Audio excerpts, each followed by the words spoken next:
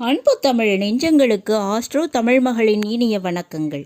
இன்றைய பதிவில் கன்னிராசியில் பிறந்த நண்பர்களே, பிறக்க போகின்ற தமிழ் புத்தாண்டில் நச்சுன்னு 4 விஷயம் உங்கள் வாழ்க்கையில் நடக்க போகுதுங்க. யார் தடுத்தாலும் சரி, யார் கெடுத்தாலும் சரி, இதெல்லாம் நடந்தே தீரும். தெளிவாக இந்த பதிவில் அதை பற்றி பார்த்துடலாம். பதிவினை முழுமையாக பாருங்கள். பதிவு பிடிச்சிருந்தால் லைக் பண்ணி கமெண்ட் பண்ணி மற்ற நண்பர்கள் உறவினர்கள் பயன்பெற அவங்களுக்கும் ஷேர் பண்ண மறந்துடாதீங்க. இதுவரை நம்முடைய ஆஸ்ட்ரோ தமிழ் மகள் சேனலை சப்ஸ்கிரைப் பண்ணாத நண்பர்கள் சப்ஸ்கிரைப் பண்ணி கூடவே தெரிகிற பெல்லைக்கான கிளிக் பண்ணி ஆல் ஆப்ஷன்ஸும் செலக்ட் பண்ணி வச்சுக்கோங்க.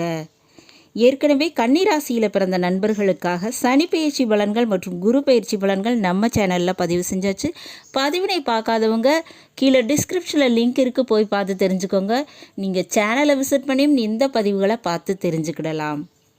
கன்னிராசியில் பிறந்த நண்பர்களே, ஜென்மத்தில் கேது பகவான் கடந்த வருடம் இருந்தாருங்க.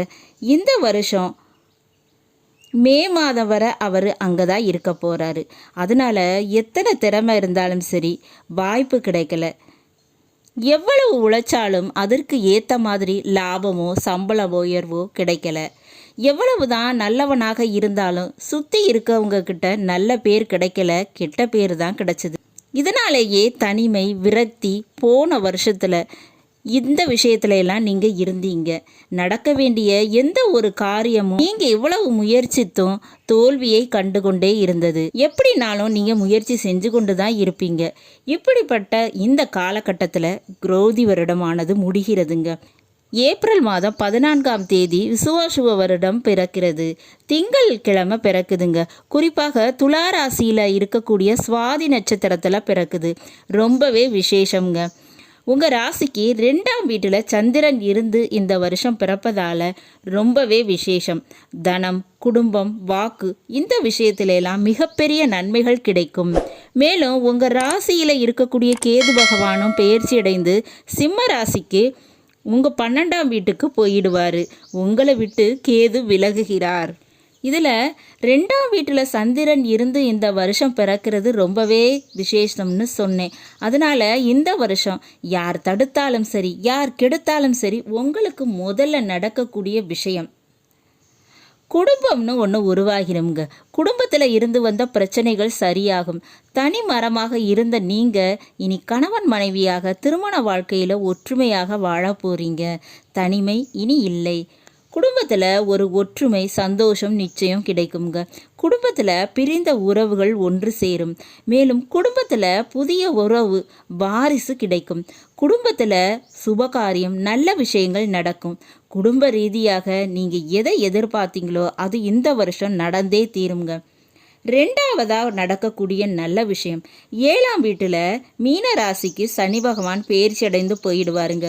கும்பத்தில் 6ஆம் வீட்டில் இருந்தவர் மார்ச் 29ஆம் தேதி மீன ராசிக்கு வந்துடுவார். 7ஆம் வீடுங்கிறது வாழ்க்கை துணையை குறிக்கிறது.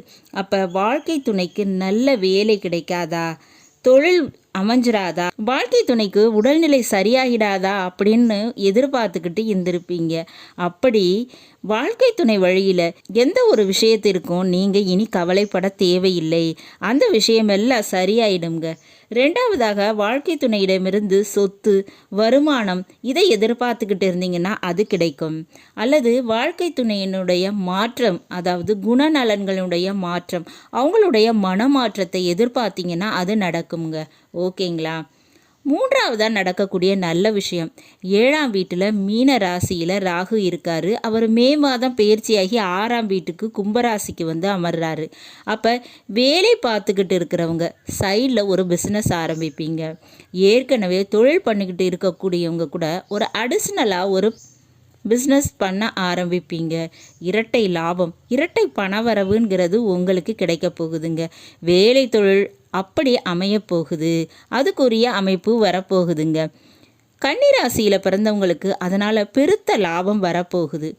இன்னொரு விஷயம் என்னன்னு கேட்டிங்கன்னா, சின்ன ஒரு விஷயம் பண்ணி வேலை தொழில் விஷயத்தில் பெரிய லாபத்தை பார்க்க போகிறீங்க. இந்த வருஷம் இது நடக்குங்க. அடுத்ததாக 4ஆவதாக நடக்கக்கூடிய நல்ல விஷயம், உங்கள் கன்னிராசியில் 9ஆம் வீட்டில் இருக்கக்கூடிய குரு பகவான் 10ஆம் வீடான மிதுன ராசிக்கு மே மாதம் மாற்றமடைகிறார். அதனால் கன்னிராசியில் பிறந்தவங்களுக்கு கடமை முடியும். பிள்ளைகள் வழியில், உடன் பிறந்தவங்க வழியில் செய்ய வேண்டிய கடமையை செய்து முடிப்பீங்க. பரிகாரம், வேண்டுதல், வழிபாடு இதெல்லாம் செய்ய வேண்டியிருந்தால் அதை நிறைவேற்றுவீங்க. உங்கள் பெற்றவங்களுக்கு செய்ய வேண்டிய கடமையை செய்து முடிப்பீங்க. இதுக்கு உரிய வாய்ப்புகள் அதிகமாக இருக்குங்க. 10ஆம் வீட்டில் குரு வருவதால் கர்ம யோகியாக மாறுகிறார். அதனால் கர்மங்கள் கழியும், மாற்றமே இல்லைங்க இதில். அதனால் கடமைகளை முடித்து இந்த பிறவியின் வேலைகளை எல்லாம் முடித்துட்டோம் அப்படின்னு ஒரு நிம்மதி பெறுவீங்க. அடுத்ததாக சுக்கிரன் உச்சத்தில் 7ஆம் வீட்டில் இருக்காரு. அதனால் காதல் அதிகரிக்கும். புதியதாக வண்டி வாகன மாற்றம் உருவாகுங்க. வீட்டுக்கு தேவையான பொருட்கள், ஆடம்பர பொருட்கள், ஆசைப்பட்ட பொருட்களை வாங்கி குவிப்பீங்க. புதன் நீசத்தில் மீனராசியில் உங்களுக்கு 7ஆம் வீட்டில் இருக்காரு. அதனால் நீங்கள் கணக்கு வழக்கு விஷயத்துலையும் வார்த்தைகள் விஷயத்துலையும் கவனத்தோடு இருக்கணுங்க. அந்த விஷயத்தில் கவனம் அதிகமாகவே தேவைங்க. அப்போ செய்ய வேண்டிய விஷயங்களை, பேச வேண்டிய வார்த்தைகளை கவனத்தோடு இருந்து செய்யுங்க. அதே மாதிரி செலவுகளை சிக்கனமாக செய்யணுங்க. செவ்வாய் பகவான் 11ஆம் வீட்டில் கடகராசியில் நீசத்தில் இருக்கார். இந்த புத்தாண்டு பிறக்கும்போது இது யோகம் தாங்க. உடன் பிறந்தவங்க கிட்ட ஏற்பட்ட சண்டை சச்சரவு, தகராறு பிரச்சனை எல்லாம் நீரும். நிலப்பிரச்சனை தீரும். காவல்துறை விஷயத்தில் லா அண்ட் ஆர்டரில் இருக்கக்கூடிய பிரச்சனைகள் தீர்ந்து போகும். இதுக்கு அதிகமாக வாய்ப்பு இருக்குங்க. நான் முதல்ல சொன்ன மாதிரி 4 நல்ல காரியம் நடக்கும். கெட்ட விஷயம் இந்த 3ம் விலகுங்க. ஆக மொத்தம் 2மே உங்களுக்கு நல்லதாக தாங்க அமைய போகுது. வழிபாடு, பரிகாரம் இந்த விஷயங்களை பண்ணிக்கோங்க. வெளிநாடு முயற்சியை தொடர்ந்துக்கோங்க. மாமியார் வீட்டு வழியில் கொஞ்சம் கவனமாக இருக்கணும். என்னன்னு பார்த்தா செலவுகள் அதிகமாக வரும். பிரச்சனைகள் அதன் மூலமாக செலவுகள் வரும். அதனால் அந்த விஷயத்தில் கவனம் தேவை. சரி, இந்த புத்தாண்டில் நீங்கள் செய்ய வேண்டிய வழிபாடுன்னு பார்த்தா விநாயக பெருமானுடைய வழிபாடு தாங்க. அதுவும் சங்கடகர சதுர்த்தி என்று வழிபாடு செய்யுங்க. நிச்சயம் உங்கள் சங்கடங்கள் அனைத்தும் தீரும். இந்த வருடம் இன்பமானதாக அமையும். நல்லது நண்பர்களே, இன்றைய பதிவு உங்களுக்கு பிடிச்சிருக்கும் நினைக்கிறேன். பிடிச்சிருந்தால் லைக் பண்ணி, கமெண்ட் பண்ணி மற்ற நண்பர்கள், உறவினர்கள் பயன்பெற அவங்களுக்கும் ஷேர் பண்ண மறந்துடாதீங்க. இதுவரை நம்முடைய ஆஸ்ட்ரோ தமிழ் மகள் சேனலை சப்ஸ்கிரைப் பண்ணாத நண்பர்கள் சப்ஸ்கிரைப் பண்ணி கூடவே தெரிகிற பெல் ஐகானை கிளிக் பண்ணி ஆல் ஆப்ஷன்ஸும் செலக்ட் பண்ணி வச்சுக்கோங்க. மீண்டும் நல்லதொரு வாய்ப்பினில் உங்கள் அனைவரையும் சந்திக்கிறேன். அதுவரை ஆஸ்ட்ரோ தமிழ் மகளின் அன்பு கலந்த வணக்கங்கள். நன்றி.